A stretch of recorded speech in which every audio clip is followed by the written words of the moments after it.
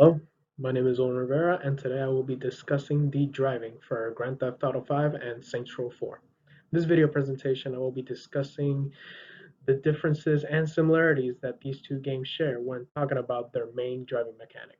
Let's get started.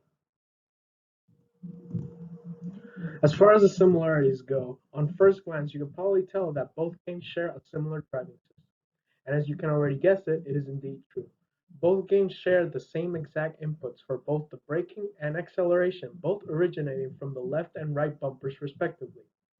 Both also utilize a hand braking feature that allows players to make sharper turns without having to lose much of their speed as they would normally do if they were to utilize their bumper button press for their default braking action.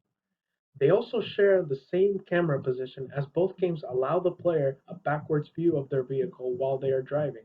Both games also allow the player to control and manipulate the camera and position it in different view angles, as the player can also catch a glimpse of the sides of their vehicle as they are navigating through the city streets.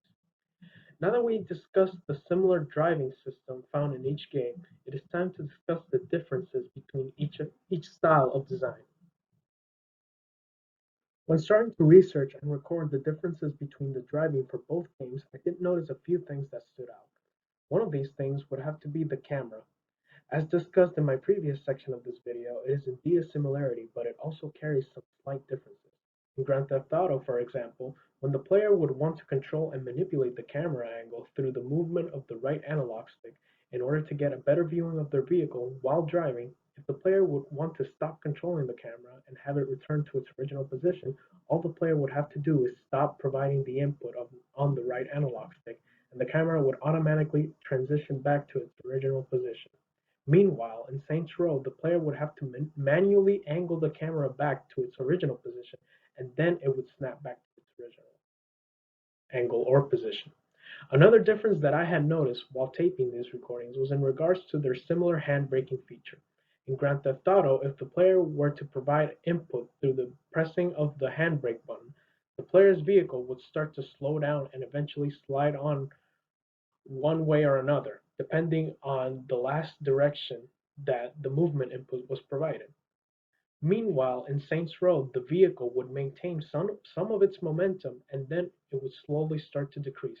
But in this version of the handbrake, the player's vehicle would maintain the straight trajectory unless any direction input was provided that would eventually cause the car to slide. One last thing that I also noticed was the braking feature and how it affected the camera differently in each games. For example, in Grand Theft Auto, I noticed that the camera was not at all affected by the braking input unless the player would provide some sort of directional input to the camera. Meanwhile, in Saints Row, I could notice that the camera would kind of zoom in a little into the back bumper of the player's vehicle, giving off the conclusion that when the player slows down their vehicle, the camera would also slow down with them in general. Thank you all so much for watching. This has been my competitive analysis for PNP6. I hope you have a great day.